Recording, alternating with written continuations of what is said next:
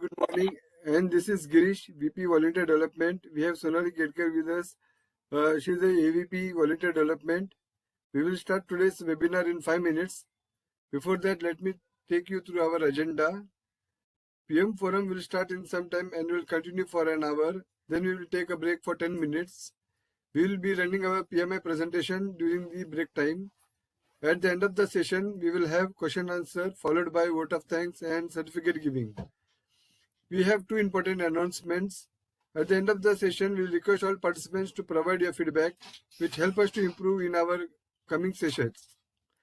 Video details along with step-by-step instructions will be given to claim PDUs to all participants through email IDs as per the attendance. Let us introduce our speaker for today, Dr. Arti Khaparde. Dr. Arti Khaparde has completed her PhD in Electronics and Communication Engineering and has total 23 years of experience. For the last 13 years, post completing her PhD in AI and ML, she is working in the domain of application of machine learning algorithms to signals and images. Under her guidance, 3 PhD scholars has been awarded degree, 4 completed their pre-semesters and presently 2 are pursuing PhD. She has received the grants of about 60 lakhs from DST, ISRO, etc. and completed 2 consultancy projects in biomedicals. On her name, there is 1 Australian patent, 1 Indian patent, 1 Germany patent and 3 are published. She also has 2 copyrights. Dr. Arti has published approximately 80 papers in international journals, conferences. She had also published 1 book and 6 book chapters. She is the recipient of 2 Best Teacher Awards, 2 awards for research and innovations, and 2 Best Paper Awards. Presently, she has registered her company, Ojonidhi Women Health Solutions Private Limited, under Startup India. Today, Dr. Arti will talk on the topic Artificial Intelligence and Machine Learning with its applications to structured and unstructured data. Over to Dr. Arti Madam. Good morning, everyone. Good morning. Let's start with our presentation. Thank you, Girish sir, for such an elaborated introduction of mine.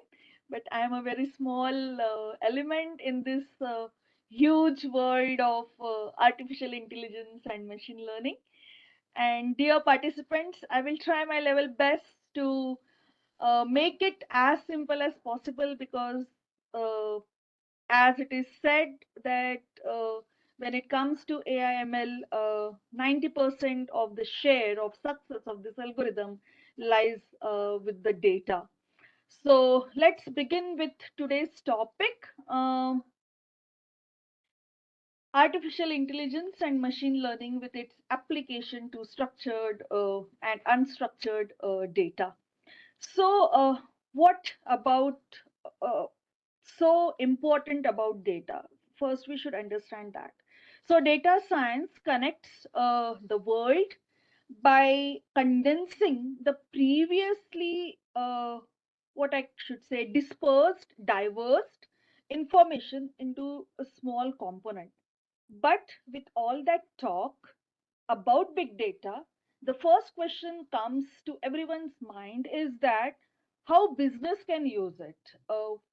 If business are using it, then what type of data we are talking about? So before I start my talk, or to begin with, it is very much important to recognize that data is critical to any business solution, and we are proving it day by day. It is a lifeblood of any company and comes in a wide range of format. I should say it's a plethora of different formats, from well-structured rational database to most recent Instagram, or for time being what we are recording right now. So the ability of the organization to obtain relevant data, evaluate it, and acts on the finding. These are the three main important points on which the level of success of present day business depends upon. However, the amount and types of data available to the business are ever expanding. Today, I could find some relevance in XYZ data. It may happen that maybe down the years, 2 years or 1 year or so, I will say that XYZ is not that important, but ABC is more important. Secondly, all data isn't created equally, and we should accept this fact that because of this, as AI ML algorithm depends upon the data, the amount of data, it is something sometimes for a particular application it may become difficult because data is not generated in that particular amount. So as a result, data generated by social media app, what we are talking about, is huge in amount as compared to the data what we could find in somewhere around supply chain management, which is just started, the technology is just started down the line 2 3 years, or let me say in point blank medical data. We have a huge medical data, but it is not in a proper format, so it becomes difficult sometimes. So in all its different format of the data, it can be divided into what we call it as structured and unstructured data. Uh, Before we get into the unique differences between the structured and unstructured data, yes, it is a very important point to discuss on, because depending upon that, the AI ML algorithm depends. It's vital to understand that using data or in a structured form or an unstructured form does not imply that which one is better. We required a data, whether structured is better or unstructured better, is data is better, that is not at all the debate in the business, but instead of that, it simply implies that organizations are debating whether to invest in unstructured data analytics, and if it is conceivable to combine the two for better business intelligence. So whatever the data we are having, we need to analyze. The first and foremost thing what is needed is the domain knowledge, and unless and until we have a domain knowledge, this debate will go on increasing, that structured data is easy to analyze and unstructured data is difficult to analyze, and so forth. So let's have a small go through, and that is what my today's aim is, that let us understand for which sort of application the structured data can be useful, or which sort of application the unstructured data may be useful, and can we merge the two to come into a middle way of for the solution. So let's start with it. So data is the livelihood of business. As I have told, it comes in a huge variety of formats, can be stored into two categories, or can be classified into two categories: structured and unstructured data. The common examples of machine generated data or machine generated structured data are weblog statistics, point of sales data such as barcodes and quantities, spreadsheets. All the Excel sheets are the classic example of human generated structured data. When it comes to unstructured data, doesn't have any predefined structure to it. Means you cannot have something like a formatting, what I want to say over here. So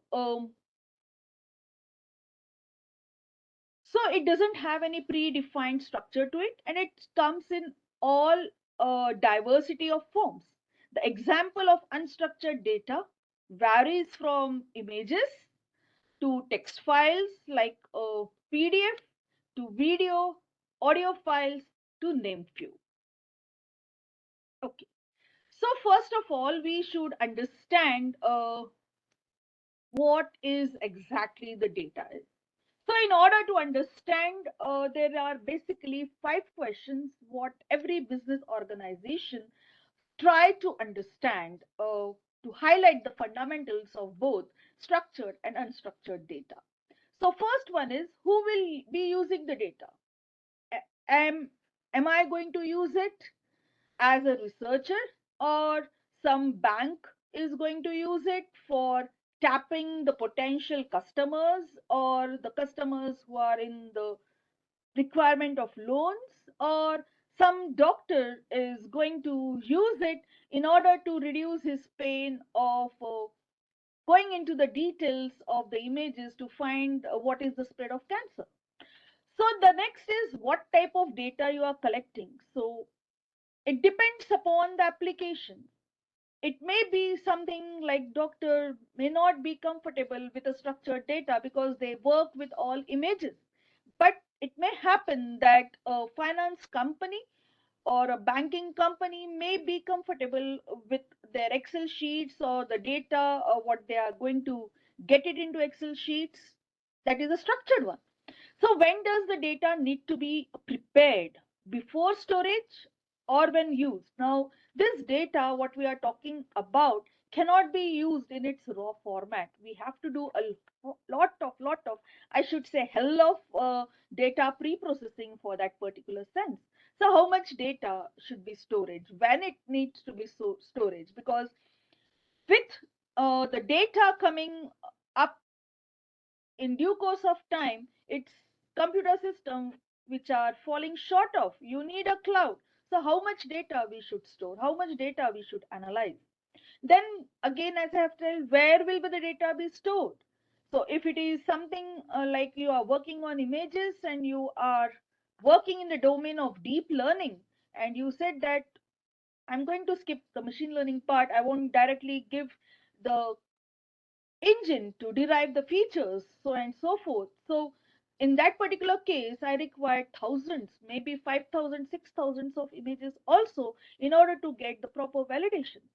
And how that data will be stored? Can I store as a simple Word format, text format, web HTML format, video format, images format? So that is one of the thing that we need to look upon. So have a quick look on this. So structured data is basically used by self-service accesses. So the business enterprises who are in the self-service access may use structured data, but uh, unstructured data, if you are working in unstructured data, then the usually data scientist expertise use this particular unstructured data. Only select type of data types are available in structured data, but in unstructured, many varied types are conglomerated. A structured data is schema on write. So you enter the data and it gets entered into the form of, let's simple way is CSV and Excel or SQL that for that point. But unstructured data is based on schema on read. You have to read the hidden words, hidden meanings, hidden lines of the data in order to come out of with some insight. Structured data required very less memory requirement is there, so it can be commonly stored in a data warehouses. But nowadays, the concept of data lakes come into the picture because of unstructured data. They required a big, huge memory to store it. Uh, when I talk about again structured data has a predefined format. So format is uh, to make it more comfortable. Basically, nowadays it works still on SQL type of format. But unstructured data, they are not in their native format. So they can be a PDF, they can be a image taken from the internet, Instagram, Facebook, they can be audio clips, they can be something like feedback given on Google or something like that. So they are not in the native format. So format is varied in unstructured data. Okay. Coming to the next. So let's have a quick uh, understanding of data types in a nutshell. So it is something like why we talk about the data. So regardless of whether you choose to use unstructured or structured data, data integrity is a must to keep your data as a source of truth. Before we go into the details, so this is the most underlying statement, that we should have data integrity. And data integrity is best created using established data governance practices and using established data management techniques. And that is what we are going to see. So, according to the IBM, the global volume of data was predicted to reach 35 zettabytes in 2020, and we are far above it. Believe me, we are far above it. Since it increases daily, data scientists expected that the number will hit 175 zettabyte in 2025. Picture this: 35 zettabyte holds approximately 1 trillion hours worth of movies. So that is the huge data which is available. And well, there's something even more impressive about global data sphere, that is 80% of this data is unstructured. So this means that structured data has about 20% of all generated information. So does it mean it is not worth? No, dear friends, it has its own equal share. So when it comes to the first point, that is format, as I have explained, there are something that we have to compare with a few formats, with a plethora of formats of unstructured data. So structured data is usually presented in the form of text and numbers. Its formats are standardized and user readable. The most common ones are CSV and XML. In a data model, the data format has been determined in advance. So unlike structured data, unstructured data formats are presented in a circuit of different shapes and size. Unstructured data doesn't have any predefined data model, and it is stored in its native format, like its original format. And those original format can be .wav file for audio. For audio, I can choose something like a .wav, .mp3, .oog, oh, sorry, .ogg, etc. Or something like video files like .mpeg, mp4, .vmw, so and so forth. Or the unstructured data can be something like PDF documents. It can be JPEG, PNG, for that case, bitmap images. It can be something from email, social media posts, sensor data, and whatnot. So that is the format. Now coming to the data model. So it is predefined and flexible. So predefined for data structure, you cannot uh, change the data model in structured data, while in unstructured data, it is quite flexible. So structured data is less flexible as it relies on the strict organization of the data model. Such data is schema dependent. That's what I have said, that it is schema right. The schema of the database stands for the configuration of columns. We call it as field, and the types of data meant to held in this particular column. So now this is the most important concept what we always start when we start with programming of Python, that is a dictionary. So the concept of Python is derived from the structured data, where there are fields which we call it as key, and then there are certain, like a column, what we call it as volume. And depending upon the basics of this dictionary, all other algorithms have been derived. So such dependency is both an advantage as well as disadvantage. While the information here can be easily searchable and processed, all records have to follow a very strict requirement of schema. Whereas unstructured data, on the other hand, offers more flexibility and scalability. The absence of predefined structure makes it super flexible, as the information can be stored in various file formats. But data is subjective. You need to find out the emotions of the data. Yes, emotions, because that is the upcoming field where data needs to be analyzed, and we call it as NLP. If time permits, we will definitely go through it. and it is more difficult to work with. So you required a very good hold on the understanding of data so that you can find out the underlying meaning of the unstructured data. So storages, as I have already told, structured data is in warehouses. Unstructured data, we store it in data lakes.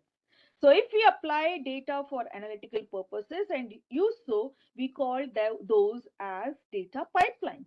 The final destination of structured data journey will be special types of data warehouses. Even minor changes to the schema of unstructured data may result in a need to reconstruct huge volumes of data, which might entail spending time and resources also. So that it is easy to structured data is easy to search, but it's very difficult to manage if there is a little change in schema. So bigger the data volume is, the more space is required, and that is the case with unstructured data.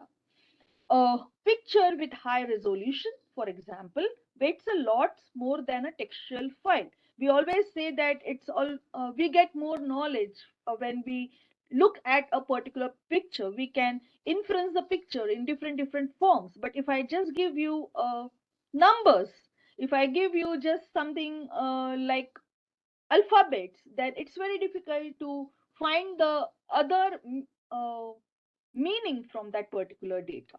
Therefore, unstructured data requires more storage space and is usually kept in data lakes or storage repositories that allow for storing almost limitless amount of data in raw format. Uh, so there is a potential which is coming up for cloud use in both the cases. So it's not the case that structured data is less in amount, but it requires less space. But yes, structured data can also be stored on the cloud. And now, not to mention here that a new hybrid structure is coming up, combining the features of both data management system, and that part we are going to see in near future, where it's not only the data warehouses or data lakes, but now we are going to talk in terms of data lake houses. So there is a concept coming up like metadata. So coming to the databases, so how I'm going to talk about this basis. So structured data lives in relational databases. And this relational databases, most of you might be aware of, that is RDMS. So relational database management system is what is dealing with structured data. The data here is set up in tables that have lots of rows and columns, again the same, denoting the specific data types that we are supposed to keep. The configuration of data types and columns makes up the schema in a readable form. So relational databases, what they use SQL. So SQL is nothing but structured query language, which is used to store the data and manipulate it. So SQL syntax is very simple, and we have many players which are already in this particular business of storing the data and providing the data. And that's why sometimes we may feel that data is not free of cost. We may have to give a big fatty amount to procure the data also. So this SQL, in short term, I can tell you that they are simple English language, providing the simplicity of writing the data, reading the data, and interpreting it. But nowadays, this has been taken care by Python. Also, we have very good data visualization tools also to interpret the data. Speaking of database for unstructured data, the most suitable type is something like non-relational database, and we call it as NoSQL. So rather than NoSQL, the correct name is not only SQL. So these databases have various data models, and they're stored in a non-tabular way. The most common, again, it can be something like key value, as I have told. then document or a graph, huge volumes of data, and deals with a higher user loads as they are quite flexible and scalable. So in not only SQL world, there are collections of data rather than tables. In these collections, there are so-called documents, and documents may be of any type, as I have explained earlier. So the idea here is to have less relation merging going on, and instead um, to have super fast and efficient query resolving. So although there will be some data duplicates, so we need to tackle this data duplication also.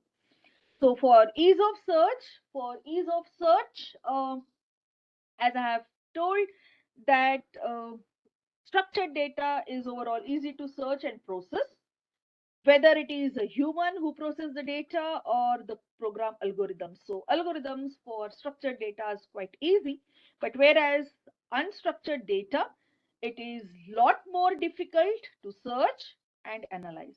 But once found, such data has to be processed attentively and to understand its worth and applicability. Dear friends, still I try to learn what is going on in AIML, and every time I attend one or other seminar or workshop, the most important thing what they say is in AIML, 90% of work is done on data processing. And if you want to do a data processing, the domain knowledge is must. What to search, where to search, how to search, whether we are going in a right direction or not, whether we are finding out the correct uh, impression or not. So that's the reason that the process is challenging in unstructured data, uh, as data can't fit within the fixed field of relational databases until it is stacked and handled. So you have to understand something like stacking from that point of view. Uh, so it's logical that most of us are moving towards the unstructured data because there is a great choice of mature analytics that can be done. At the same time, those who worked with unstructured data may face a poorer choice of analytic tools. Still, we are coming out of it. But I personally think that with cognitive and NLP, and let's say something in the domain of computer vision, we may solve this type of difficulty also. So the usage of traditional data mining tools uh, usually crashed when we worked on a structured data. So similarly, uh, structured data is quantitative, whereas unstructured data is qualitative. So you get a quality from the structured data. Uh, Quality, for instance, qualitative data, what I can say is something like can flow from the customer surveys or social media feedback in text form. So this is not in a structured way. So, but it gives me the quality uh, instead of only the quantity. So to process and analyze this qualitative data, more cutting edge analytics techniques are required, and those techniques are something like data stacking, data mining, data splitting into smaller items, so and so forth. But as the data, unstructured data is quantitative, we can use a simple analysis methods like classification, regression, and data clustering. But dear friends, when we work on what I can say that the projects, ultimately till date, it is something like some part of unstructured data need to be converted into a structured one. Okay, so next, tools and technologies. As I have already told that we are going to use RDMS, CR, CRM, OLAP, and PT for uh, structured data, and NoSQL DBMS, AI-driven tools like MongoDB, DynamoDB, then data storage architectures and data visualization tools like Seaborn, Matplotlib, so on and so forth, we are going to use for unstructured data. So those who are in business intelligence, OLAP is the business intelligence online analytical processing, uh, gives the answer to many multidimensional queries effectively and swiftly. So one who is in the domain of business intelligence can definitely look upon something like business intelligence software or online analytical processing software for that particular thing. So Apache Clean is one of the most popular open source OLAP system which support large data sets, and it is sync with Hadoop. So one who is in the data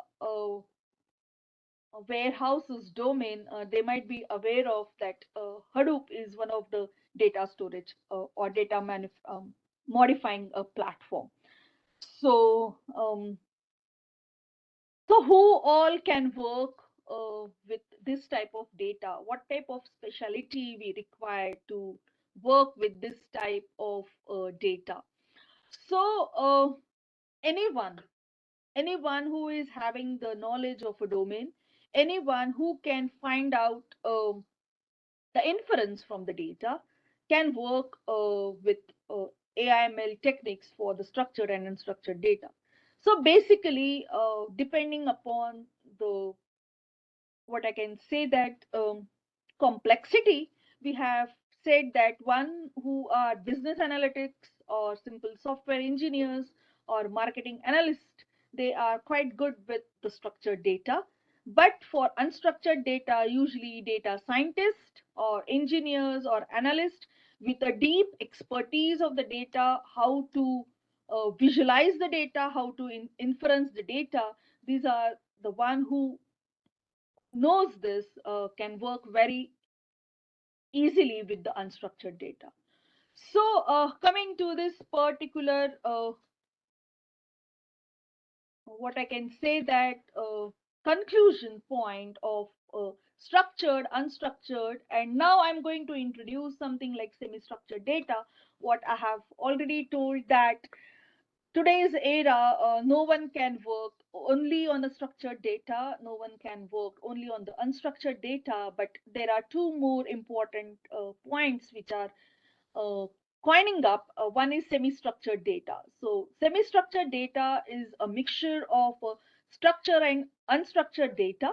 So it is loosely organized meta-level structure that can contain unstructured data like HTML, XML, JSON also, and it resides in relational database in a tag text format. So uh, mostly tag text format is something like in the form of abstracts or figures, and examples of this can be something like server logs, tweets organized by hashtags, email sorting by folders like inbox, sent, draft, so and so forth.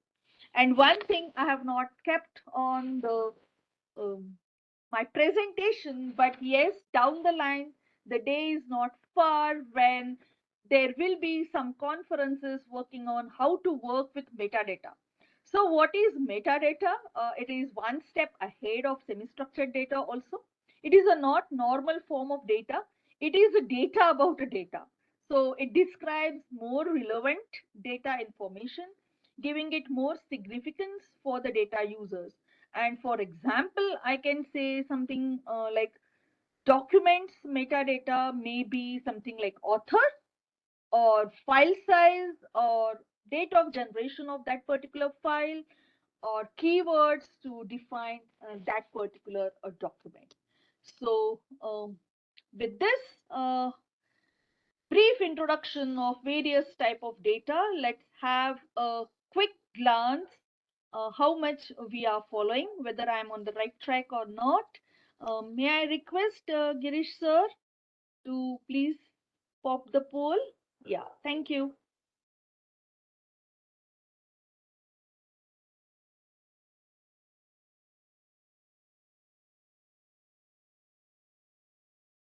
Dear participants, you are requested to answer the poll, please.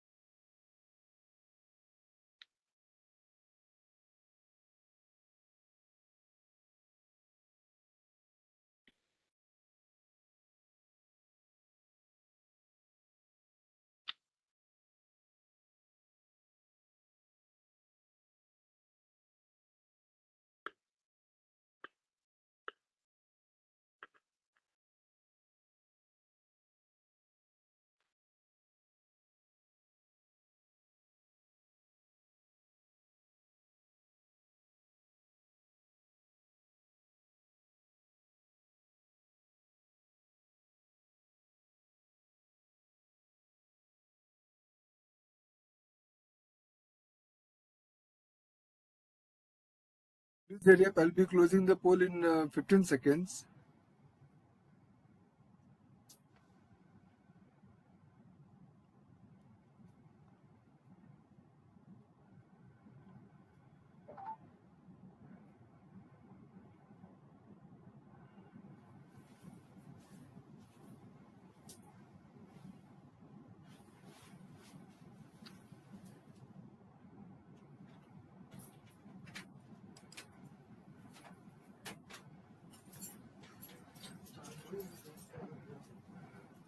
Sir, some participants, a few of them are saying they're not able to see the poll. So they just need to click on the poll button and expand it and they can see the poll, right? Yeah, yeah. Actually, I've closed the poll now.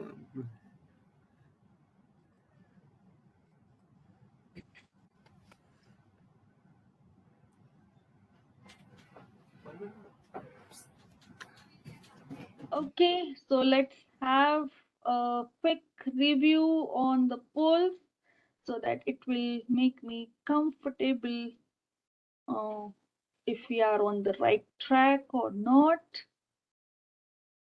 Mm, yes, yes, many of you have. Thank you, thank you, participants, for making me comfortable that yes, I am on the right track. Most of you are uh, understanding the concepts also. Okay. So with that, should we move ahead with the second part of our talk, that is something like artificial intelligence and machine learning. So with that stage set, that now we are having a data, and this data can be used by different industries like e-commerce, healthcare, and banking. But how we are going to use it? So there are certain algorithms meant for it.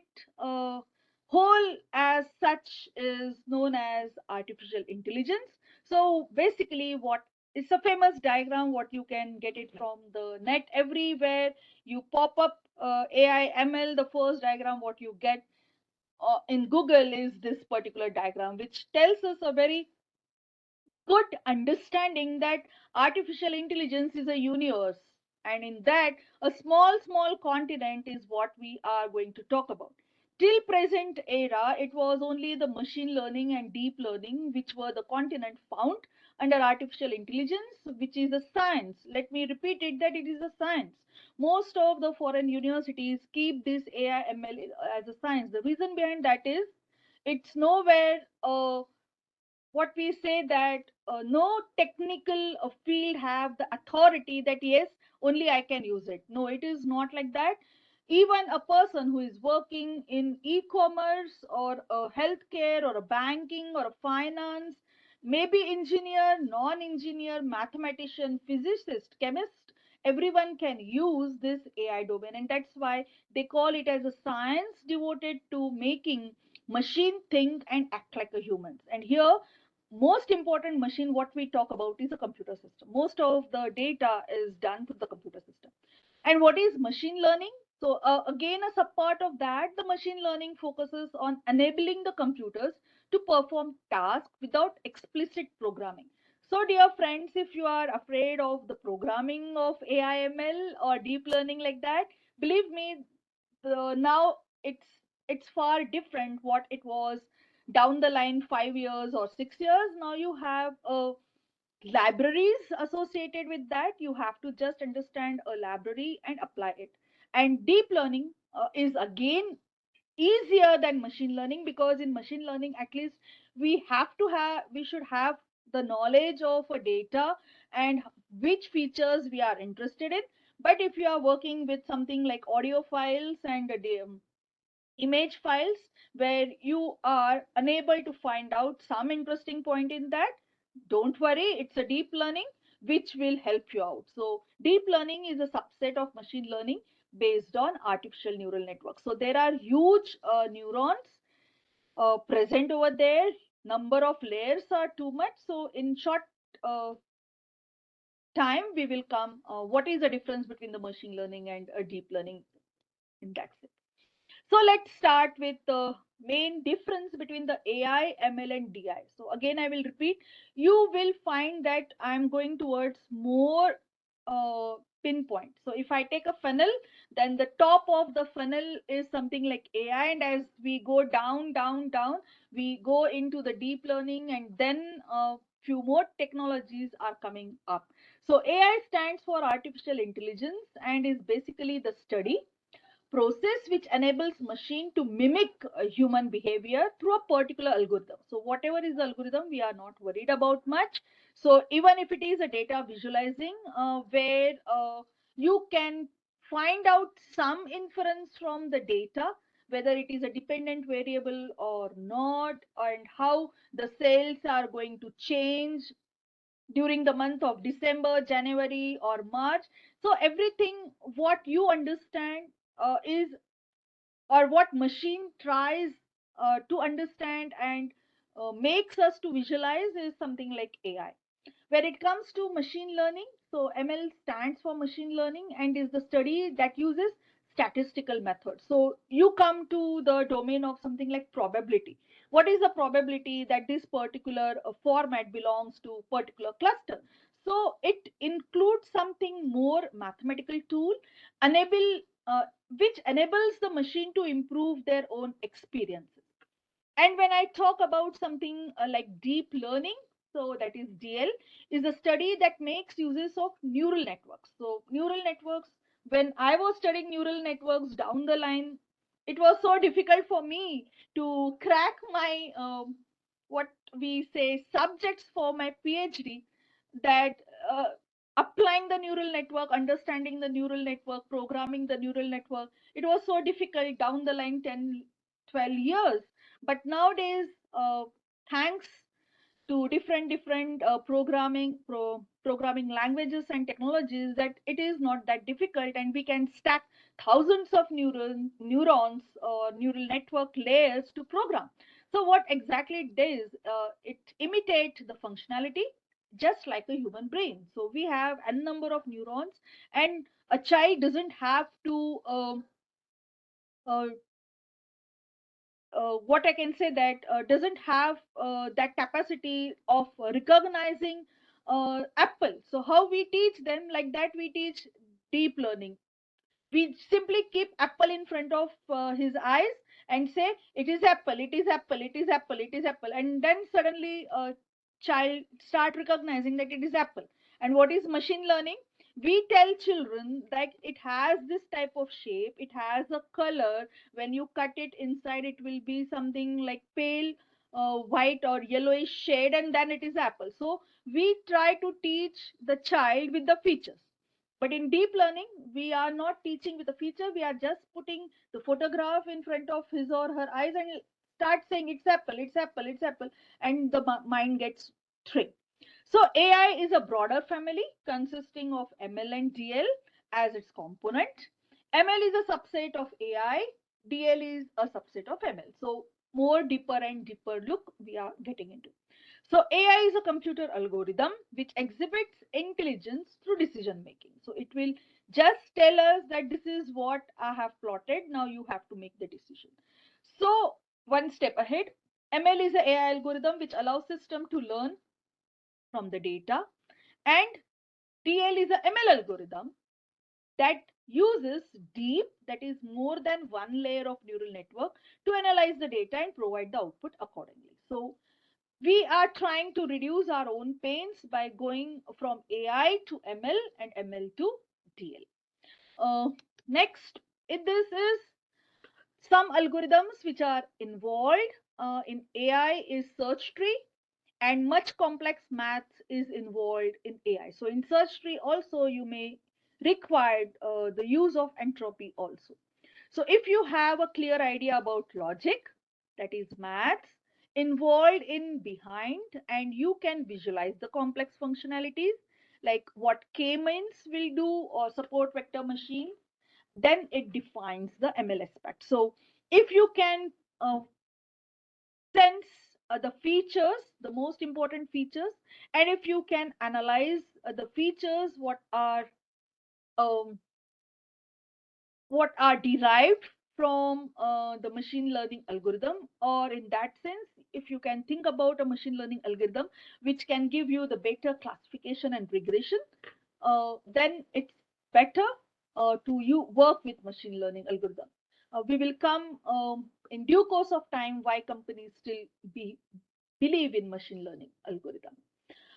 If you are clear about the maths involved in it, but don't have idea about the features, so you break the complex functionalities into linear lower dimension features by adding more layers. So now, dear friends, it is something like I'm quite aware of tiger and lion because I have seen many times the images of tiger and lion. So I can be quite comfortable in finding out the features. But if I ask you something like leopard and cheetah, still I'm confused. For me, I'm confused what is the difference between leopard and cheetah. So in that particular case, I'm not sure about the idea of features, that what features exactly the leopard is having and what features exactly the cheetah is having. So the best way is, even though I'm increasing the computational complexity, I will definitely go for deep learning because it has its own what I can say that USP sort of thing, that deep learning algorithms can get the features of their own, but yes, computationally complex. The aim is basically increase the chances of success and not accuracy. So when I talk about AI, it's a human which is involved in analyzing. So the aim is not the accuracy, but the chances of success. So basically, every unstructured data deals with AI. Aim is to increase the accuracy, not caring about the success ratio. So with what accuracy I can find the features, that is the most important thing. But success ratio we are not worked on. But in deep learning, it attains the highest rank in terms of accuracy when it is trained with a large amount of data, and success ratio is also very high. The efficiency of AI is basically the efficiency provided by ML and DL. respectively. It is at par with ML algorithm and DL algorithm. But when I compare ML and DL, so ML is less efficient as it can't work for longer dimensions or higher amplitude of data. And obviously, as I don't have to pick much into finding out the features, I can work on a huge data. So it becomes a very powerful deep learning than ML, as it can easily work on large data sets. So examples of AI application includes Google. Google use everything, to be very frank. Google use everything. Google use machine learning. Google use deep learning. Google is now in the era of cognitive also. So Google AI powered predictions. So wherever the predictions are made in using Google, they are using AI. Then ride sharing apps like Uber, Lyft, they are using AI. Commercial flights use an AI autopilot. Then in machine learning, application includes virtual personal assistants like Siri, Alexa, Google.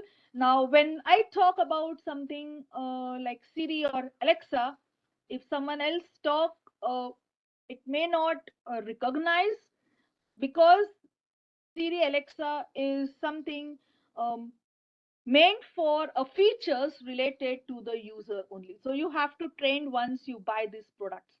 Or email spam, malware, filtering, all these are something like the applications or examples of machine learning. And for deep learning application includes sentiment based news aggregation. Nowadays it's the most important thing that everyone is taking care of, false news and all that things. For that, deep learning algorithms are required. Then image analysis, healthcare, huge deep learning is required. Caption generation, huge deep learning is required. Even customer products application, huge deep learning is required.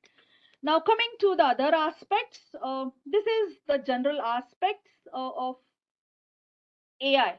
So, as I have said, that AI is a huge pool, a ocean. Uh, we were only concentrated till date something like machine learning or deep learning, which is associated with neural networks, but three more are coming into the pipeline. That is cognitive computing, natural language processing, and computer vision. Out of this, computer vision and natural language processing is something like every common business would like to beat on it. So let's have a quick look and then we will have a break once I finish these two slides. So what is machine learning? It is learning from experience. ML is an application. Now you can see that I have input data, I have analyzed the data. So this is a part of AI. Then after analyzing the data, I have tried to find out the patterns. And once I find the patterns, I give it to the prediction algorithm and stores the feedback. So this particular steps, that is analyzing the data, finding the pattern and prediction, these makes a machine learning algorithm more useful in the sense that it requires less memory to store the data. I don't have to store the data in raw format. I need to store the data in the form of patterns or the features. So ML is an application of AI that provides the computer system with the ability to automatically learn and improve from the experience without being explicitly programmed. ML focuses on the development of algorithm that can be analyze the data and make predictions, being used to predict what Netflix. So best example again, it is something like used to by next Netflix, one who is very much fond of watching the movies, and then the next time when you open your Prime Video or Netflix, they suggest you that this is a new one which is there, can you may be interested to you. So how they get this data, dear friends? Whatever the security we keep and whatever the security we feel that we are watching on our own and no one knows, it's not like that. Netflix knows what you are watching. Prime Video knows what you are watching. They have a strong ML algorithms running behind. That's the reason why they say that this is the one which is coming up. Would you like to watch it? Then it comes to the Google Maps. Google Maps always, or what you use by the Uber or in person also, what they are doing, whenever you are using that particular map, data is stored on the Google Cloud, and continuously they are updating the data. They have their own machine learning algorithm in the place. It also finds application in healthcare, pharma, life sciences, uh, industries to aid disease diagnosis, medical image interpretation, accelerate the drug development. So that is the upcoming industry where this type of algorithm will be used. Nevertheless, while preparing this presentation of today's, I could find few applications in the domain, something like civil engineering also. So down the line, 20 years or next era, no field will remain untouched uh, from machine learning and deep learning. So these slides simply gives us the idea that what all are the algorithms with which machine learning works. So there are supervised, unsupervised algorithm. Don't get confused with something like structured and unstructured data. It has its own application in different domain. For example, when I talk about supervised data, supervised means teacher is there, feedback is there, so I can use this type of algorithm in image classification, customer retention, diagnostics, identity fraud detection, or something like weather forecasting, market forecasting. I can use unsupervised data where no teacher is there. So it is something like the algorithm trained itself from more and more data. So it is something like big data visualization. Usually we use such type of algorithm for visualization, customer segmentation, or let's say something like meaningful compression. And now this is again coming up, reinforcement learning. If you remember something like a drone going up and lighting the sky with some images. So this is something like reinforcement learning. So uh, here there is nothing like they learn from their experience. They are going to learn from their experience. The algorithm learns from their experience. So it is something like they can be used in real-time decision or robot navigation. That's what drone technology is coming up with, such type of algorithm, then skill acquisition or gaming for that particular sense. So, how I apply machine learning in practice? Understand the domain. Dear friends, you should have a domain knowledge. If you don't have a domain knowledge, just programming will not give you the results. So, domain knowledge, prior knowledge, and goals. Then, data integration, selection, cleaning, pre processing. Till here, most of the time, the expertise are involved. Then learn the model. It is something that we can tell to any software programmer, and then interpret the results. Again, the expertise is required. I can't interpret, being working in the biomedical domain, then also being an engineer, I can't interpret whether whatever I have given as the output with the probability is correct or not. I may I required every time the expertise from the medical field, the doctors who are thankfully associated with me to tell me that whether the segmented part is really cancerous or it is something else, and then consolidate and deploy the discovered knowledge. So this is a loop in which every project of the machine learning works. So coming to the deep learning sort of network, you can see friends here that I have removed all the parts, initial parts, that is data analysis, pattern, and I have simply removed, and instead of that what I have added is extra layers, what we call hidden layer. So this is a simple neural network where we have an input layer, we have a training layer and output layer.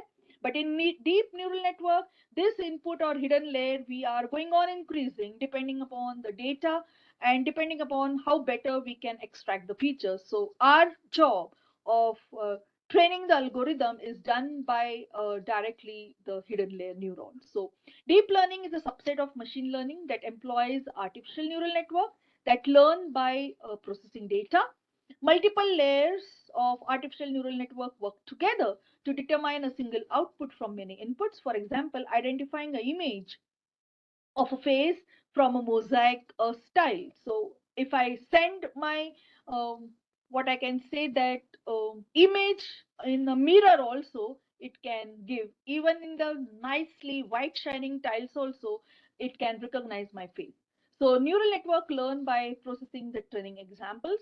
This process analyze the data many times to find association. That's what I was telling you, that keep in front of the baby's face or eyes apple, mango, banana, and repeatedly tell him that this is apple, this is mango, this is banana. This is what deep learning neural network is doing. So it tries to find the association, and a huge data requirement is there for deep learning as compared to machine learning.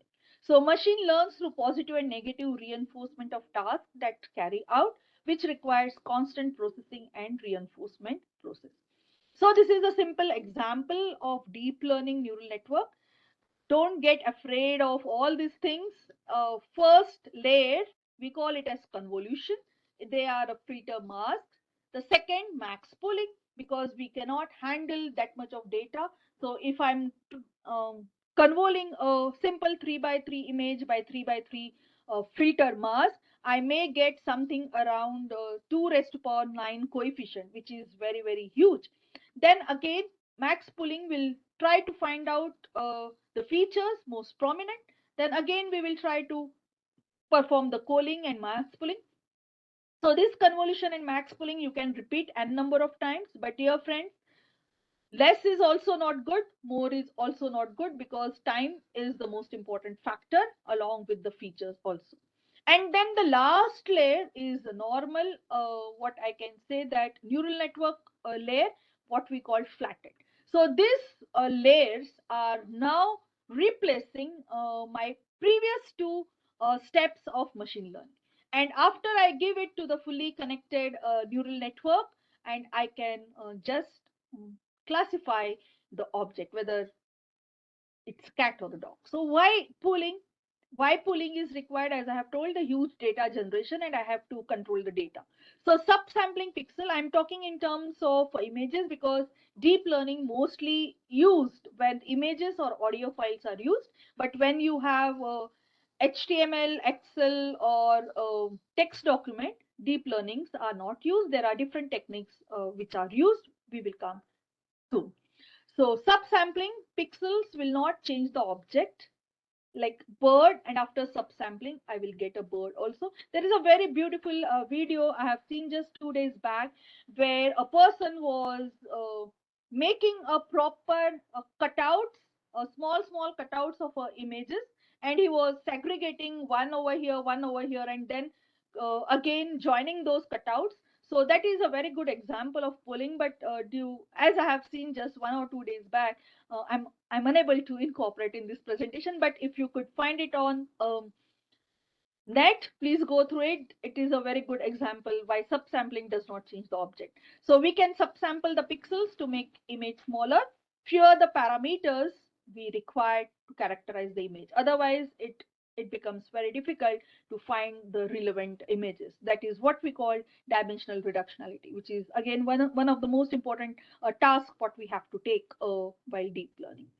So the next is something like CNN, convolutional neural networks. So it compresses a fully connected network.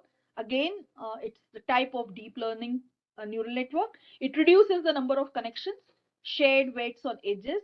Max pooling further reduces the complexity. So this is another type of deep neural network. And all these are the algorithms on which we usually work, with some modifications or the research always going on. So again, machine learning and deep learning divided into supervised and unsupervised. So unsupervised, it is machine learning and deep learning. Supervised, we have classification, regression, so stock prediction, image masking, so and so forth. So in ML, as I have said, that we mainly focus on reduced memory requirements. So dimension reduction is the most important thing. For that, we use PCA. Then clustering, that is segmenting the relevant data. We may use k-means, hidden Markov models, GMM, so and so forth. And in deep learning, as we deal with representation of learning, and this generative models is also very much important. If time permits, we will definitely talk on it. So it is representation learning. So mutual information, disentanglement, and information bottleneck are the one which can be removed with the representation learning. So this is overall the difference between the deep and the machine learning.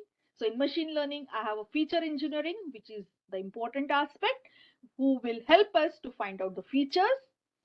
But in deep learning, I required only input. I required only the knowledge of the data on which I'm working on, so that I can analyze the output. Otherwise, this all thing can be done with the help of programming. And believe me, friends, again, as I have already told to Girish sir and Sonali ma'am, that my only motto for this particular talk is to make comfortableness among the participants, that it's a buzzword.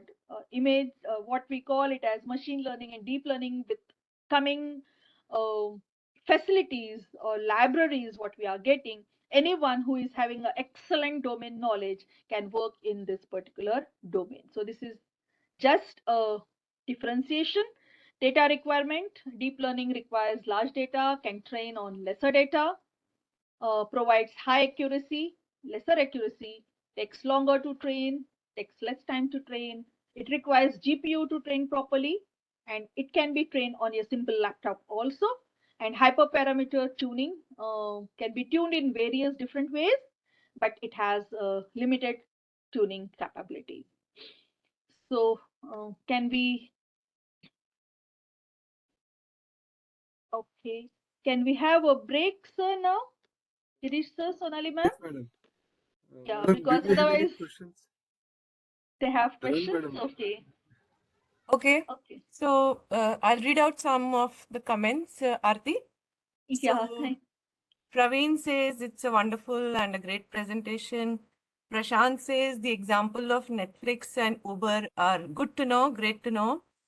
Biswajit has said the questions that you have asked us are very good, they're interesting, and a lot of participants are asking for the presentation. So, thank you. yeah, Thanks a lot. It really boosts my enthu to take it more fruitful in the next half. Thank you so much. right. So, thank you so far, Arti, for helping us understand the difference between structured, unstructured, and semi-structured data. We have only been talking of data is the new lifeline, data is the new oil, but we were not aware that data has to be segregated in these types. That's the first. And the second is thank you for helping us understand the difference between the buzzwords of AI, ML, and DL. Thank you. So there is one Any question. questions? Yeah, Okay. there's a question. So we talk of server log data as semi-structured data, right? But isn't Yeah. server log data standard in terms of the audit logs? They're generally standard and they are system-driven messages. So why is it semi-structured and not structured data? Yes. Uh, when we talk about server log, as you have said, that it has a standard, right? It has a standard. But can you make machine read that? For example, I was about to give you that NLP example. So NLP is basically used on server log, and that is on my what I can say, that presentation topic, that even though the web server is a structured one, but you need some algorithms like NLP which will try to find out the hidden meaning. You cannot make the computer to read the web log because it is in a text format. So whenever it is a text format, even though it is a structured, I cannot change A, right? A has a certain formats, but how I make the system to read A? So there is a huge algorithm behind that, huge rather than steps, in form of steps, that you need to follow certain steps of data wrangling, what we call. And when it comes to data wrangling, it is applied to the semi-structured data, and that's why we call it as a semi-structured one.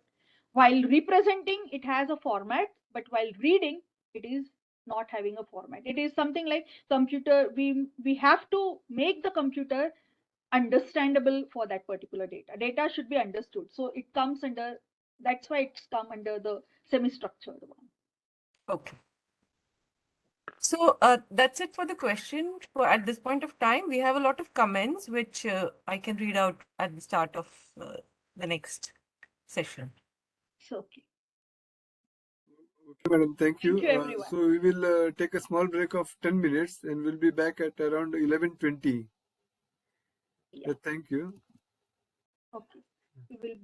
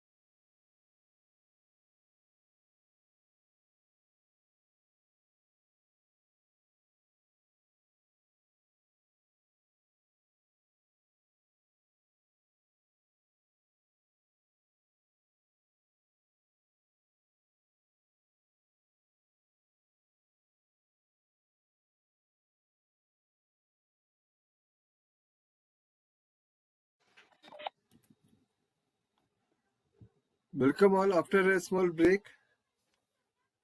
Feedback link is provided in the chat box. Request all participants to provide a feedback so that we can incorporate changes in our coming sessions. Video details will be provided to all participants through mail ID as per attendance. Over to Arti ji.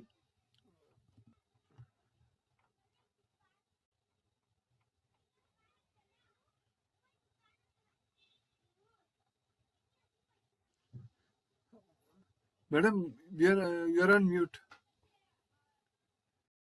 Hello, Arti So madam, you should are on we? mute. Yeah. Am I audible now? Yes, madam, you are. So should we begin? Yes, Because madam. I will be dealing with two important aspects, which is most of the time used for deep learning perspective. Uh, so, so the first one, what we are going to think about or learned about is the natural language processing. It is the upcoming tool uh, in AI domain, uh, which is something thought of like it may solve most of our problems related to the respective business for that sense, where NLP is the one which can take care of text, video, and audio also. So what is NLP? NLP is natural language processing, which allows computer to interpret, recognize, and produce human language and speech. So it's not only chat box. So most of the time, most of the websites nowadays are dealing with chat box. So what is that particular chat box is? It is just an example of NLP. So the ultimate goal of NLP is to enable a seamless interaction with the machine we use every day by teaching system to understand human language in context and produce logical responses. So some examples of machine learning, what I can put it, which I have kept it over here, like Skype translator, which interprets the speech of multiple languages in real time to facilitate the communication. But we have some other day-to-day life examples in which machine learning is used, something like email spam filters, so autocorrect. So anytime we have thought of, like, when we told Google that these are the emails and it has to be treated as spam. So a small NLP algorithm is running behind so that next time whenever that emails pop up into our mailbox, we are not going to get it. So autocorrect, typing on the mobile phones, sometimes they give you the options of what autocorrect. So that is again an example of NLP. Predictive text, speech recognition, information retrieval, information extraction, machine translation, text simplification, sentiment analysis, text summarization, query response. All these are the examples where the machine learning algorithm, basically known as natural language processing, is used. Now this natural language processing uh, is a combination of something like artificial intelligence algorithm, some machine learning algorithms, and there are something like deep intelligent agents also associated with it. So an artificially intelligent system can accept better information from the environment and can act on the environment in a user-friendly manner because of this advancement in natural language processing. And yes, dear friends, if you are really working in the domain of customer uh, relationship, yes, natural language processing will be a good help to you. So it strives to build machine that understand and responds to text and voice data. So someone has asked that webloggers. So we have to understand the webloggers data. It is in the form of text. How my computer will understand what I have kept on the slide. It has a format. I have done a proper formatting of that. Everything is there, but how the uh, computer will understand? So whatever the formatting we have done with the language, uh, that is what comes under the structured one. But whatever I'm going to give as an input to my computer to train to recognize that particular language comes under the unstructured one. So it comes under the semi-structured type of data set. And yes, the next is something that we will work in natural language processing. So it refers basically a computer science. Again, I always say it's a science and the branch of AI concerned with giving computers the ability to understand text, spoken words, maybe through videos, maybe through audios or images, but it also combines the computational linguistic. That is, it is a rule-based modeling of human language where structured come into the picture with statistical machine learning approach and deep learning approach, and that's why we call it as semi-structured one. Together this technology enables computer to process human language in the form of text and voice and to understand its full meaning, complete with the speakers and writer's intent and sentiment. So sometimes we give feedback to different let's say hotels, and then we need to find out how my hotel is working. So we try to find out the sentiments behind the customers, good, bad, worst. So these numbers or these words need to be found out from that particular text, and then accordingly the score is given that how satisfied your customer is. So that is what in short I can explain NLP means. But this is not only the limited application of NLP, but there is a good chance that we have interacted with NLP in the form of voice operated GPS system. So there are many voice operated GPS system. Hey Siri, something like that. Then digital assistant, speech to text dictation of the software. Nowadays there is one app that you can call it on your mobile phone, you just speak and it will get converted into whatever language you want. So that is what the application of NLP. It is a customer service chatbot or other customer conveniences like enterprise solutions that help streamline business operation, increase employee productivity, or simplify mission critical business process, so and so forth. So there are lots of applications of NLP which comes into uh, the domain of AI. So there are few steps, but as it is algorithm, we need to follow few steps, something like raw language processing. So we have to process the language first, then entity extraction is there, then relationship extraction is there, then topic classification is there, and at the end we may go for the sentiment analysis or something like recognition sort of application. Apart from this natural language processing, with the era of growing of deep learning network, computer vision, that is understanding the images, is also one of the most important application which is uh, coming nowadays. Fraud detection, then detection, face recognition in a criminal record, one of the project what my students have done. So computer vision is a technique that implements deep learning and pattern identification to interpret the content of image, including the graph, tables and pictures within the PDF document, as well as the text and video. So anything you can present in the form of images comes under the computer vision. uh, Computer vision is an integral field of AI enabling the computers to identify, process, and interpret the visual data. Application of this technology have already begun to revolutionize the industry like research and development, and mostly healthcare, because we have huge data of X-ray images, MRI images, CT scan images, and so on and so forth. So healthcare basically looking ahead with the computer vision. So computer vision is used to diagnose patient faster using computer vision and machine learning to evaluate, let's say, X-rays for the example. So again, there are certain steps for a successful computer vision program. That is, first we have to identify the business problem, then we have to define the success criteria, then determine the appropriate computer vision techniques, collect and label the training and test images.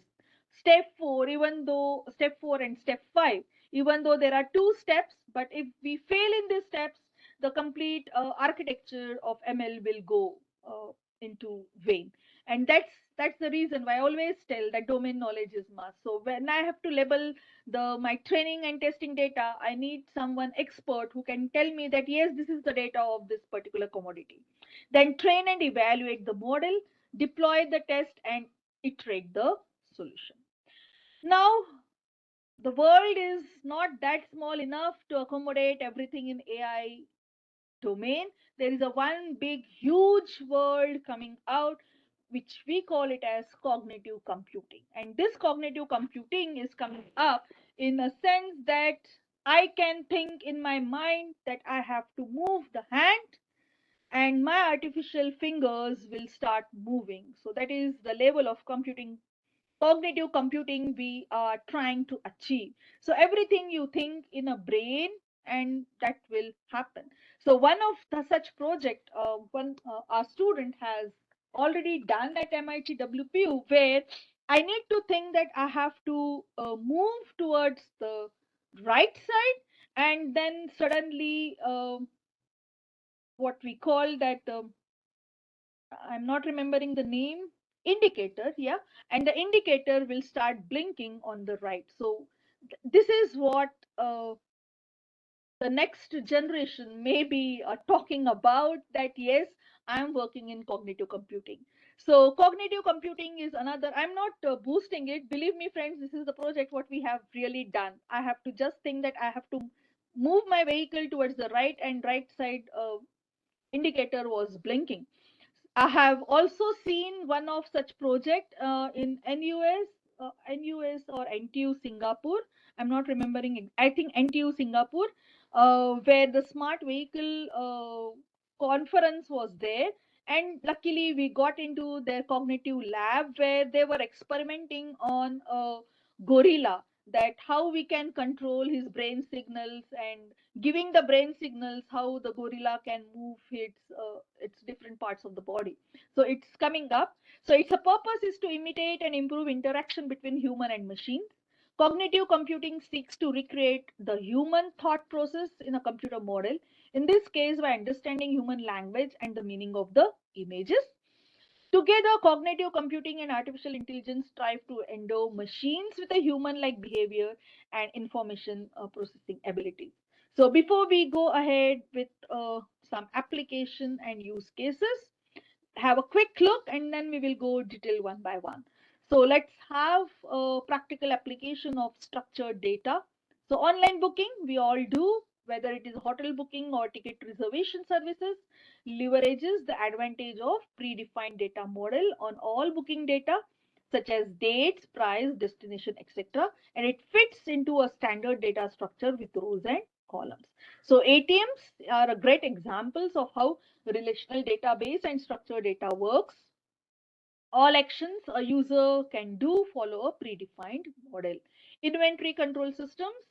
There are lots of variants of inventory control system companies use, but they all rely on highly organized environmental uh, of a relational database. Then banking and accounting, the most important one where structured data is highly used. That is, different companies and bank must process and record huge amount of financial transactions. Consequently, they make use of traditional database management system to keep structured data in place. So what is the potential of unstructured data? Huge, huge potential. And now it's the race. The volume of data generated by the business is enormous. As per Gartner, unstructured data is about 80% of this volume, as I have told earlier, and it's growing 3 times faster than structured data. It's very difficult to enter the data through keyboard. If I can enter the data through my talk, through my photographs, so and so forth. Research from IDC says that 90% of structured data is not yet analyzed. We are going to have n number of problem statements in the future with this 90% of unstructured data. As per the business leader surveys, 95% of business needs solutions to manage the unstructured data, and few of them intend to do it frequently. Hence, it poses challenges to search and analyze the information quickly. Examples include email conversation, text conversation, social media posts, blogs, videos, audios, call logs, and whatnot. For that thing, questionnaires and feedback form also. So, what about the data intelligence? What exactly I want to talk about something like data intelligence. Exactly what data intelligence stands for. So, data intelligence is basically something like deriving holistic insights, utilizing all the data in the organization repository. So if you are working with certain organization, I'm not master in all the domain, but let's say for me, as I'm working in medical domain, and if I found some problem statement which needs to have some prior understanding, some prior knowledge, so that I can predict something for that particular patient, whether it can be curable or not, then that becomes the problem statement. So how I'm going to do it? That I will try to put it all the records, and from that records I will try to find out the holistic insight and try to train the model which can predict the medicines or the chances whether the patient can get cured or not. So like that, every company has a data, whether it is something like e-commerce is there, or you are working with the construction companies, if you are working with logistics, or you are working with customer product. Every company has a data, every company collects the data, but only thing is that how you can interpret the data, how you can use that data, that is what we call data intelligence. It's contextualized information from all the available data. You need to pinpoint all the data. No data is waste. In today's era, no data is useless. Every data is useful, because from every data we can analyze something. From every data we can transform, analyze and transformation with a specific process specific data. So consumer feedback, sentiment, behavior, purchase pattern, risk analysis, engagement with multi-channel interaction, what not data you have, try to put it in the proper understandable format so that you can get something output of it. So enhancing the predictive analytics to include more comprehensive data is what, in my sense, is what I can talk in terms of data intelligence about. So roles of AIML deriving from the data. So what that is the big question, that why what is the role of AIML, the how AIML can add value to the structured or unstructured data. So the first thing is we have to overcome certain challenges so that we can find out some information. And the challenges are automating the data flow. How I can automate the data flow. Till date, there are, if we observe, no one comes to your house to get the feedback of a product, which was there when I was small. Every now and then, some person used to knock our door, talking about how rain is, for example, what is how you feel, whether clothes are getting clean properly or not, what about this soap, what about. So in olden days, that was taken uh, through one-to-one interaction with a paper and pen. Nowadays, hardly anyone comes to our door. I could find only during the COVID era that people used to come and ask something like, is anyone coughing? So and so forth. But for commodity, no one is coming to our door to take the feedback how actually the commodity is. So from where they are getting it? They are getting it from the cells, how your cells are growing, in which area the cells are growing, in which area so it's something like automating the data flow. Standardizing the unstructured data format using traditional object relational mapping techniques. See, when I talk about unstructured data, unstructured never have any meaning. We need to find out the meaning from that particular data. So we have to standardize the unstructured data. We have to comply the governance also. We cannot get into that suddenly, that I cannot get the biomedical data. I need to comply something called governance. Evaluating new technologies to understand human generated data. So every day, no one, I personally think that no one can be a master of AI/ML because every day new technology is coming, new algorithm is coming, and we as an expert try to explore that technology, how better we can apply it for our own application. So we have to evaluate that.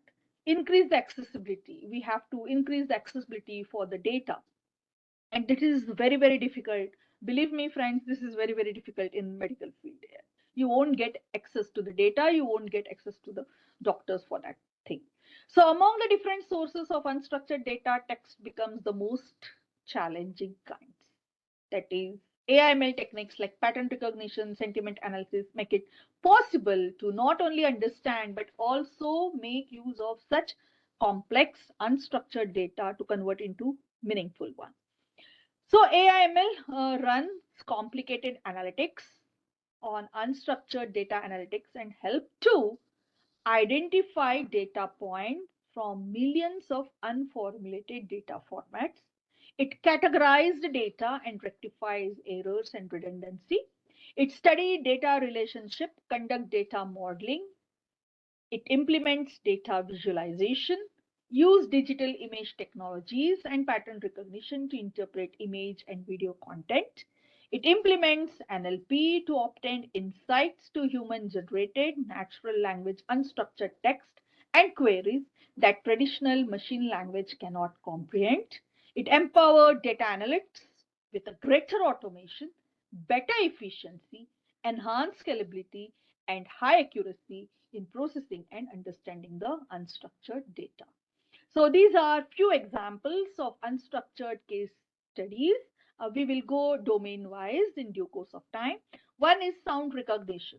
So Siri, Alexa, or your mobile phones, whatever you are using, this is the example of call centers use speech recognition to identify customers and collect information about their queries and emotions. So everything is recorded. The first thing what that lady says that this call is recorded for the quality purpose. So from that, they might apply some algorithms. Image recognition. Online retailers take advantage of image recognition so that customers can shop from their phones by posting a photo of a desired item. Online shopping nowadays, it's something like what, for example, I'm very much fond of cosmetics for that sense, and whenever I'm very much confused with which type of shade I should go with for my lipsticks, then it's simply I have to click it and suddenly my photograph will pop up and then I can see which shade can go. So this is something like image recognition. Text analytics. Manufacturer make use of advanced tech analytics to examine warranty claims from customers and dealers and elicit specific items of important information for further clustering and processing.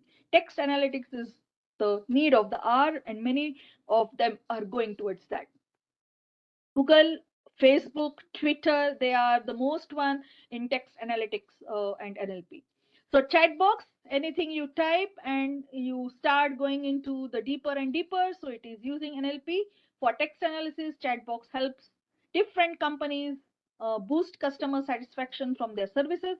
Depending on the question inputs, customers are routed to the corresponding representatives that would provide comprehensive answers.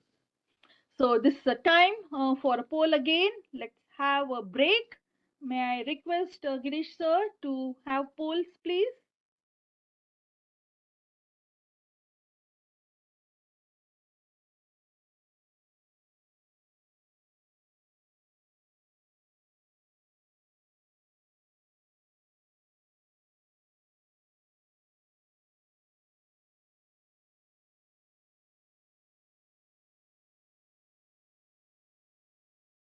You are able to see the poll?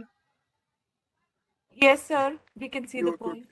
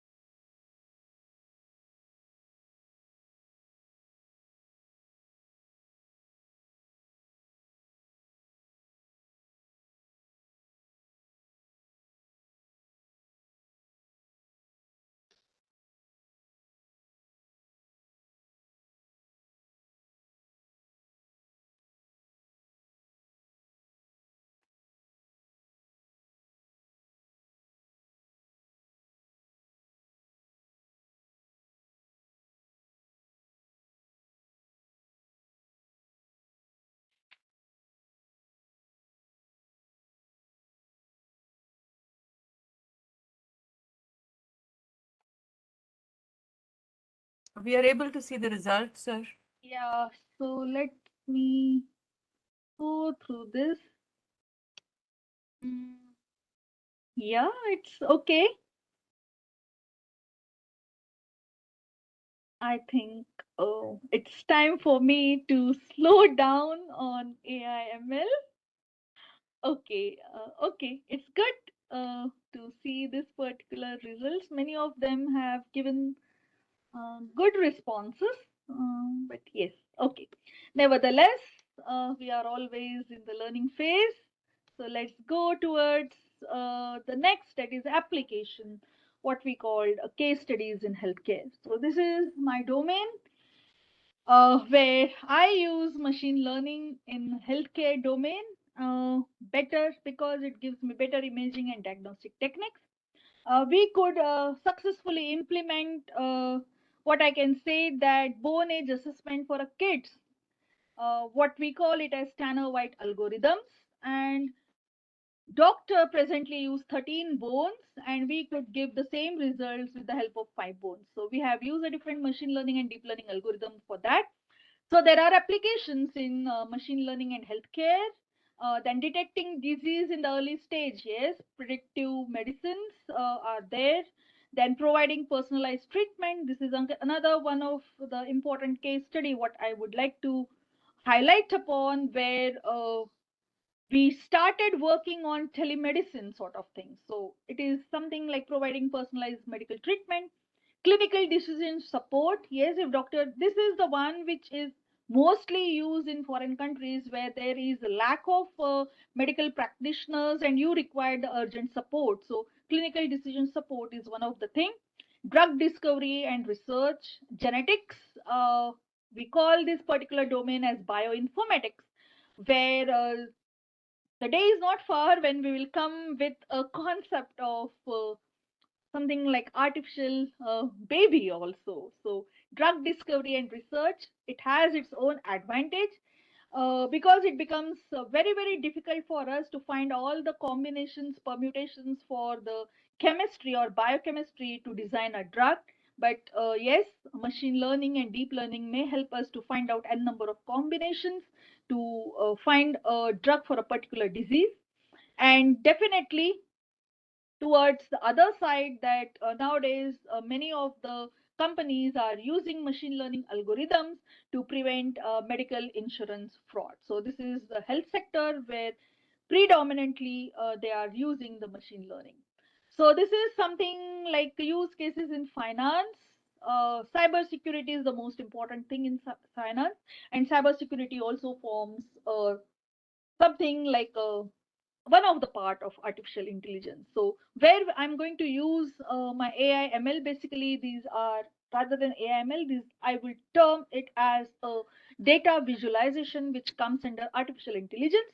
So financial monitoring. So how the finances are taking into account for a particular customer during the loan, whether he is repaying the loan in time, what is the tenure with which he can repay, then making investment predictions. So it's not the simply case that every day you get a phone call that loan is available to you and would you like to take loan. No, every data of ours are logged with banks, which goes into the process automation, and then they make the prediction whether we can make a investment or not, whether we need a loan or not, whether we can take out the policy or not, so and so forth. Secure transaction, as I have already told, something like cyber security. Then risk management. So credit score is again an example of machine learning, where depending upon the credit score the bank decide whether to give you a loan or not. So this is something like I can relate it to the risk management.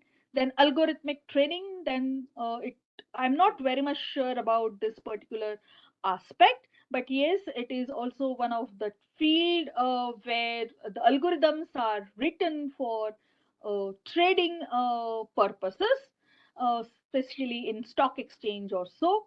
Then financial advisory, depending upon your finance status, the person advise you for or recommends you for investments. Then customer data management, a huge thing, which banks use for themselves to find out the profits and losses in their quarters. Then decision making, it is again related to the risk management. Customer service level improvement, so how you can improve the customer satisfaction, so NLP again come into the picture.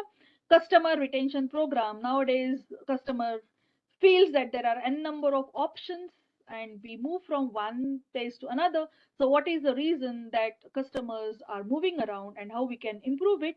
Again, it is a machine learning aspect. And the last but not the least, marketing. So nowadays it's the marketing which used most of the machine learning algorithm.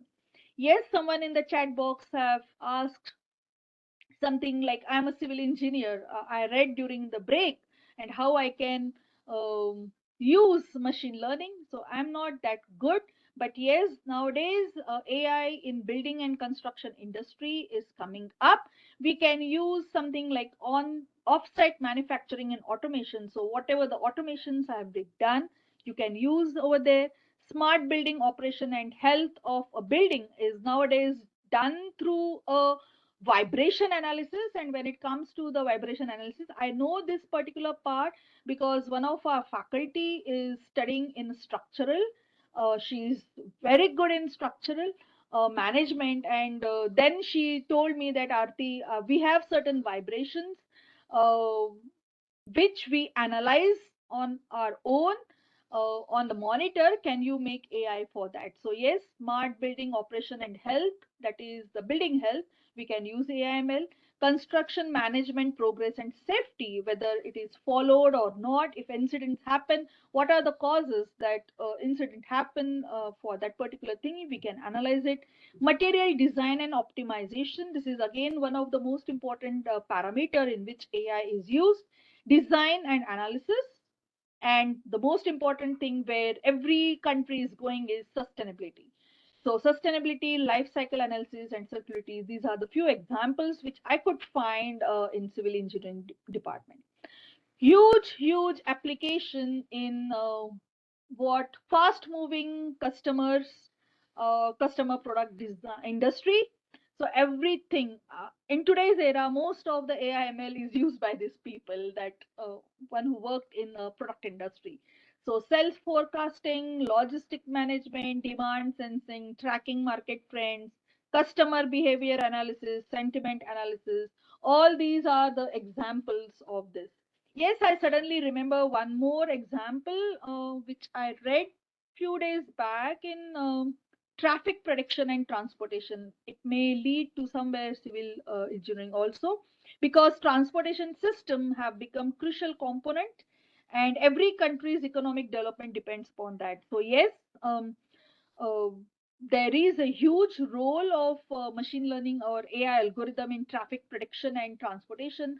How we can develop our construction, road construction, so that the issues such as delay, traffic congestion, higher fuel prices, increased CO2, accident emergency can be tackled on. And suddenly I remember one of the project what I have done with one of my colleague. What's that name of the area in Hyderabad, Gaddinaram. Some paper is also published on that, where we could find out that if a person starts 1 minute late, also the traffic congestion gets disturbed. So if I have every day, if I'm starting at 9:30, my conditions are different, and if I start at 9:32, my class traffic conditions are different. So that regression analysis we could do.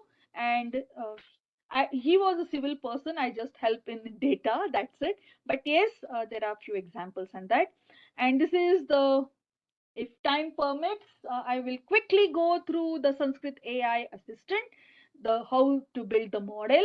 And like that, this is a very good project what we all should think about, because nowadays all our mantras are very much uh, used by the other countries, because they have found something enormous energy in that. It actually affects our body. So the first thing was to understand the Sanskrit. So this is a few slides. So the complete goes like we have to collect the data, build the database, clean the data, and update the database, study various ML models, do necessary pre-processing and data formatting, build model for assistant, train, validate, test, and update, and then we have to deploy. So this was the project objective. We have to build a virtual assistant which communicates. So I'm thankful to Tech Mahindra for this particular project on which one of my students worked during her internship. So we have to build a virtual assistant which communicates through Sanskrit, ensuring this language becomes a core of understanding machines and also relying information, not just for a wide variety of native population, but for the world. So that was the problem statement given to us. And then we have done many things. So the what we have done is, owing to many benefits of Sanskrit language, we aim at building a virtual assistant which communicates in Sanskrit, and we could do it for a specific data, not for the complete Sanskrit language or shloka. Like other assistant available in the market, this assistant would be able to perform all the tasks performed by other assistants. There are two parts of this particular project, that is a voice bot and a chat bot. Final task would be to merge the two models. So this was the methodology what we have used. So we have collect the data, clean the data, build the database, install all required libraries. Dear friends, again I will repeat, if you have a knowledge of libraries, AIML is not that tough. We built all various aspects of the project like speech to text, text to speech, machine translation, voice bot, and chat bot. We combine all the models, trained and validate. We tested, and still we are updating the project. So softwares we have used was mainly MySQL, Jupyter, Python, and Spider. So this is all what I can say, that the explanation of the libraries. Yes, we need to read this, we need to understand this, and these are some simple block diagrams. Uh, First, we have to do web scraping because we have taken the data from web. Huge amount of Sanskrit data is available on the web. Then we have read the text from the images. So they were in the form of images. We need to extract the text from it. Then we have to make it the database in the form of MySQL. Then we have to clean the spam, we have to remove the anomaly, and we have to reduce the dimensions using PCA. And this is what my outputs are there in front of you. So all these are the outputs. You can see over here speech recognition. When I talk, I will get it in English. This is something like ekdantaya. I will get in the terms of Hindi also or Sanskrit also. So two samples I have connected. I'm showing over here ekdantaya and yada yada hi dharmasya. So I'm unable to connect to the speech because of some constraints. So this is the code. What we can hear from here is Om Bhurbhuvasvaha Tasya Viturvarenyam Bhargo Devasya Dhimahi Dhiyo Yo Nah Prachodayat. So this much shloka we could hear and decode.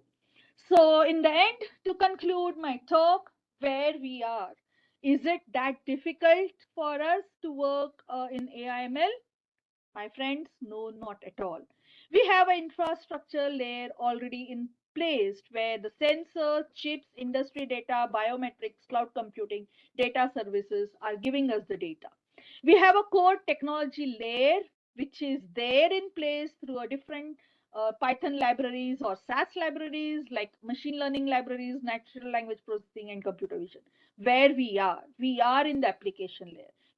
Just need to fetch we just need to fetch these core technology layers and respective libraries for our own application domain, whether it is industrial robots, service robots, smart healthcare, internet finance, wearable, smart home, smart security, personal assistant, precise marketing, autonomous vehicle, healthcare, logistic, and vertical application.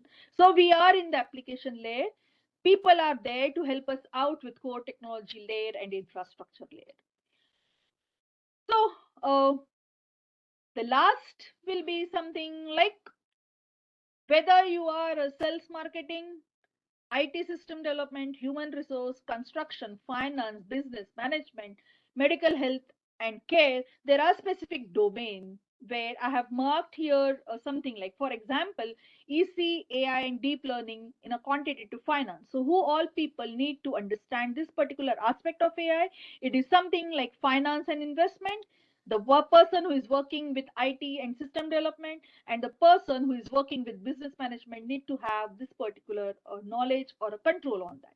A person who is working in finance investment, then medical healthcare, construction, and IT system development, you need to have a control on big data and machine learning. So this slide gives us the overall what understanding that what exactly I have to learn in order to satisfy the needs of my industry. Thanks to Google, you can get it from the Google website also. I have taken from there. So it gives me the idea. So if I'm working in healthcare, for that example, then I should have a knowledge of big data and machine learning. I should have a knowledge of big data governance and data compliance. I should have a knowledge of interpretation and visualization.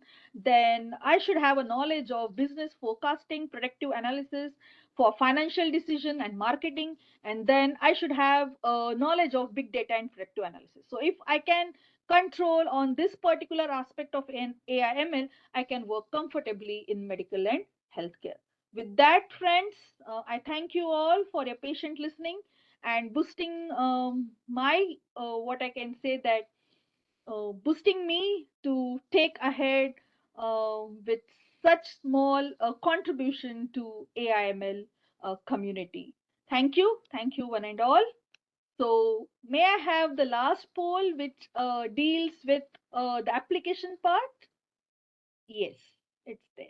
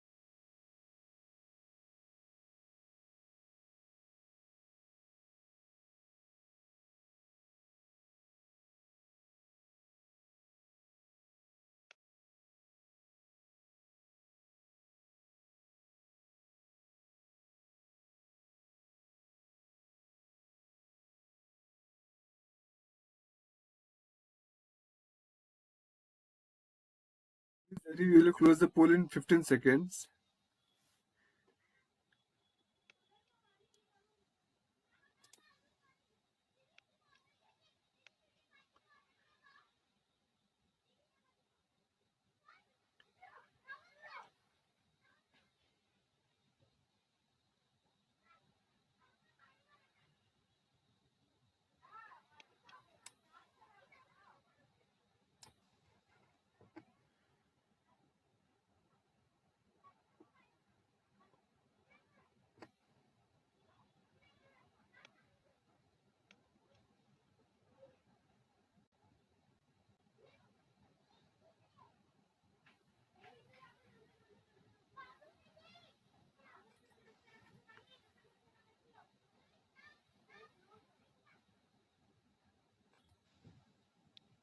Yes.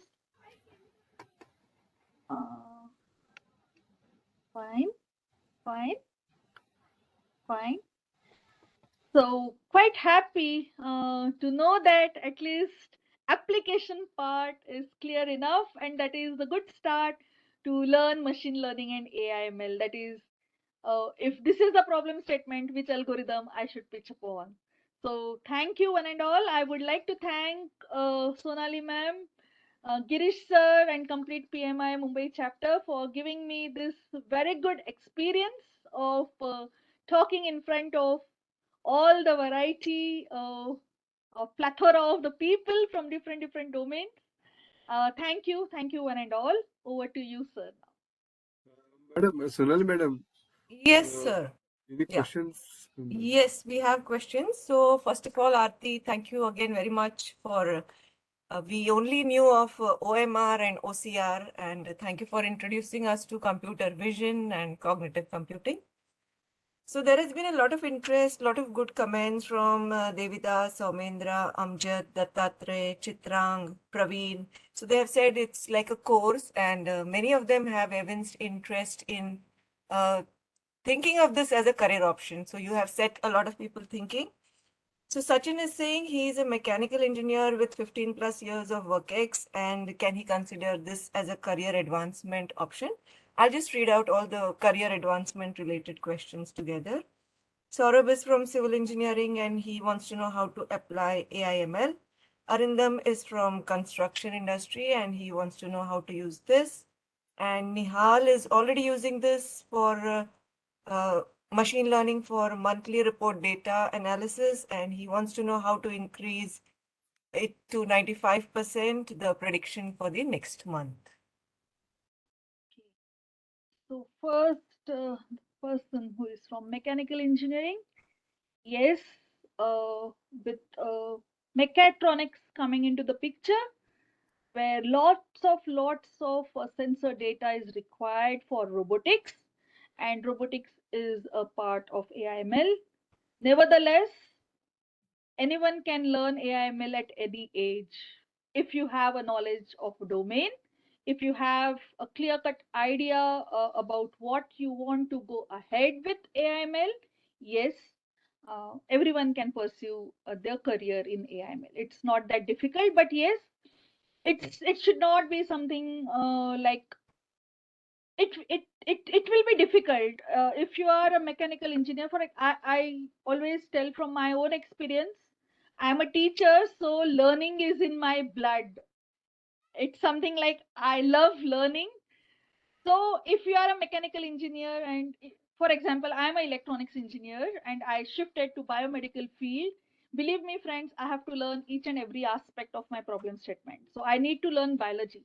So if you have that much, what I can say, that determination to learn something new and apply AIML to it, yes, go ahead with that. Or else you can find something in your own company, the problem statement to which AIML can be implemented. So that is my stake.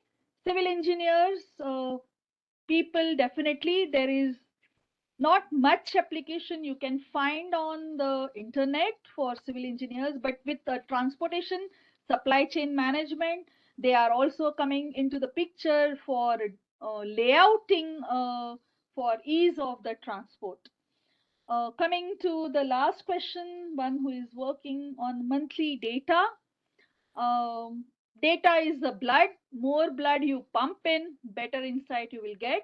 One thing what I could suggest is try to verify your data, the target variables, what you are getting from an expert.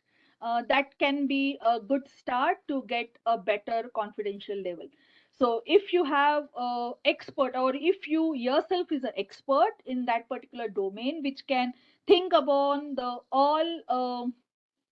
all the features which are contributing to the data, if you find that they are contributing to the target also, I personally suggest that try to implement once the outliers, removing the outliers, because sometimes if we are not in the mood of giving the feedback, we click whatever we want. So outliers plays a very important role in reducing the confidence level. So if you can think on the outliers also for different parameters. I think it may help you out to get the better efficiency. That's a very good point, Arti. Thank you for that. So there's one last question from Kannad. He's asking, which computer hardware do you use in your university or for personal use for AI/ML? With the cloud, it's very good with your laptops also. But I have two servers of NVIDIA on which we started with biomedical imaging. So if you can go with the cloud, laptop is also good. Small case studies with unstructured data, I work with my laptop, and the language what I use is Python. Python is a huge plethora. So starting from NumPy, Pandas, Scikit-learn, sklearn, SciPy, then NLP, NLTK, everything, whichever is applicable for my application, I will just download it. Basically, people start with Anaconda, and they face problem with Anaconda because you have to pip in every time the new library. So if you are starting with a new project or understanding of any project, I preferably tell students to start with Google Colab or Jupyter. Okay. So is it TensorFlow or PyTorch? Which to learn? These all are application oriented libraries in Python. So if you are working with a deep learning, it is Keras and TensorFlow. PyTorch is a little bit advanced one. So to start with Keras, TensorFlow is must if you are working with unstructured data. But if you are working with structured data, the most important thing is Matplotlib, Seaborn, Pandas. Pandas is everywhere anyway, but if you are working with unstructured data, as I have already told, that data visualization and data cleaning is the most important thing in that particular aspect. Seaborn and Matplotlib, which are basically used for cleaning data wrangling sort of thing, that is most useful. Okay. Thank you, Arti. So that brings us to the end of Q&A session. Girish sir, back to you. Thanks, Dr. Arti ji, for this wonderful and knowledgeable session of artificial intelligence and machine learning with its application to structured and unstructured data. Thank you, sir.